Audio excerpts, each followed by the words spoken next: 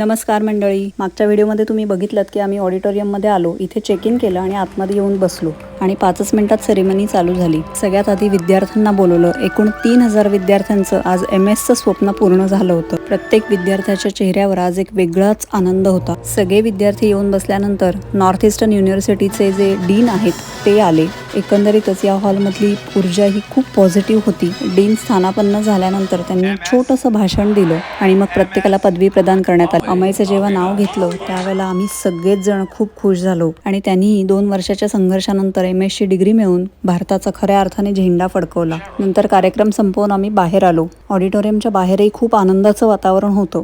बऱ्याच विद्यार्थ्यांचे पालक, मित्रमैत्रिणी, नातेवाईक तिथे अभिनंदन करायला जमले होते आणि मला सांगायला अभिमान वाटतो की या विद्यार्थ्यांमध्ये बहुतांश भारतीय होते। अमयच्या चेहऱ्यावरचा आनंद काही न बोलता सगळं काही सांगून गेला होता। व्हिडिओ आवडला असेल तर चॅनलला सबस्क्राईब करूनच जा। धन्यवाद।